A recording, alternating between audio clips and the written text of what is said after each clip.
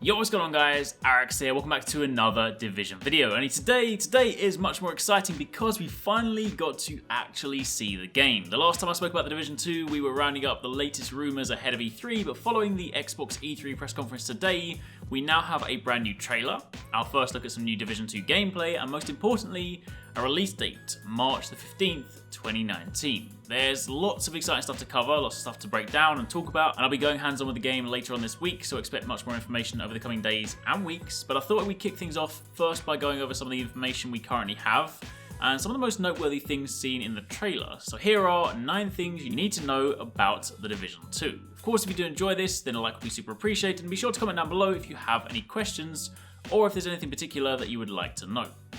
Now, kicking things off at number 1, let's talk about the setting. Where is the sequel going to take place? Well, we're still in the US, but the game is now going to have us head over to Washington, DC. Washington is on the brink of collapse, society is threatened by lawlessness and instability, and rumours of a coup in the capital are amplifying the chaos, so it's all up to us, the active Division agents, to try and save the city before it falls. To grab a quick extract from the official website, unlike anything before, the Division 2's Washington DC is a 1:1 representation of the real city, making the game world more authentic than ever. The game's map offers up close and personal views of the landmarks, natural landscapes, neighbourhoods, and enemy hideouts. And most importantly, it's also a considerable departure from the urban high-rise jungle that was NYC. However, moving on from there to number 2, this actually ties nicely in with the first point, but being set in Washington, it now means we're going to get some much needed environmental variety. Don't get me wrong, I love the Division 1 and the environment was incredibly impressive, but after spending thousands of hours roaming the streets, seeing the same grey high-rise buildings did get a little tiring. I always wanted to be able to head out into, say, greener areas, and that's exactly what the Division 2 is offering. In fact, in the gameplay demo shown during the conference, they started off in some woods, so right off the bat, we're looking at some more diverse environments. Also, when you consider some of the landscapes and landmarks in Washington, the overall layout, things like that, it should definitely offer a completely different experience to the first game. So that is for sure something to look forward to. Next up, in number 3, we've got some new abilities and skills to talk about. Now at this stage, not a great deal is known. We don't have any official names for any of these, so I'm just going to create names as we go, and we haven't seen any of the in-depth skill trees. In fact, the only time they hopped into the menu in the demo was to swap weapons, so there's obviously a lot we have to explore, but already from the short demo we got a glimpse at some new things. First up, there's a drone, which is really cool. If you remember the old Division 1 trailers, there was a drone companion, and while admittedly that also tied in with the mobile app that got canned, having a drone companion still would have been really cool. And in the Division 2, that seems to be one of the available skills. Assuming skills also follow a similar system to the first game, then I imagine there'd also be some cool customization options for that skill too. I'm basically hoping for a flaming drone. However, on top of that, we saw what looked like the old sticky bomb gun, only it seemed to fire out gas clouds, which the other teammates could then shoot to ignite. So that could be a new customization item or a new skill altogether. We also saw the Seeker Mine still present, and we also saw some new objects hanging on the agents' backpacks. If you guys have played the first game, then you'll know that items that hang on your bag are indicative of the skills you have equipped, so it's safe to say the game will be introducing some cool new skills, on top of what appear to be some returning ones too. Next up, in number 4, we get a look at some new weapons. At one point during the demo, the player opened up their menu to swap skills, and while there still appear to be your default 3 weapon options, primary, secondary and sidearm, there's also a bigger weapon at the top, which I can only assume is some sort of power weapon. The player in the demo had a grenade launcher equipped, which is a new weapon type for the game. However, that's not the only one. One of the other players is also carrying a crossbow too. This is also present on the key art for the game.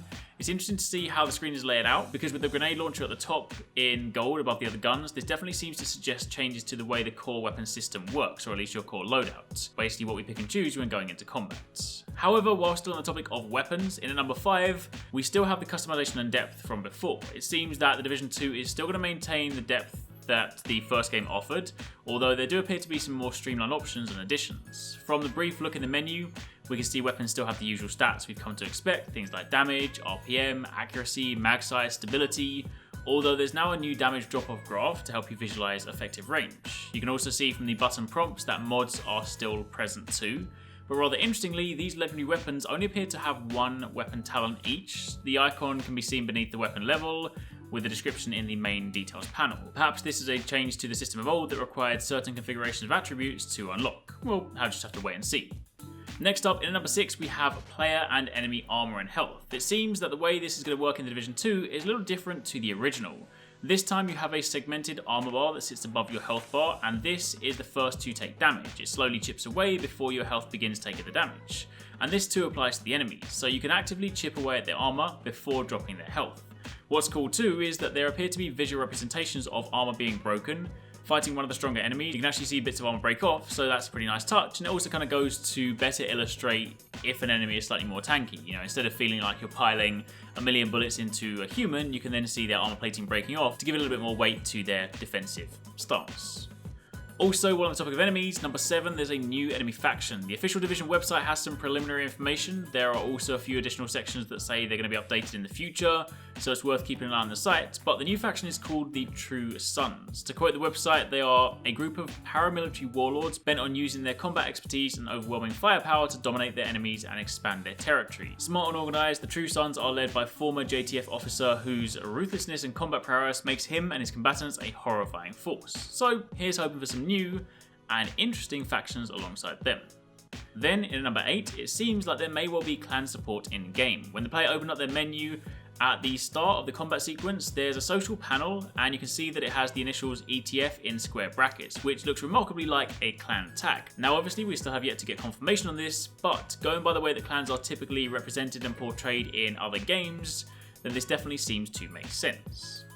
And then finally, at number 9, this one is a little bit far out, so until we get official confirmation, I would suggest taking this with a pinch of salt, but since it's a topic that's close to my heart, I wanted to bring it up.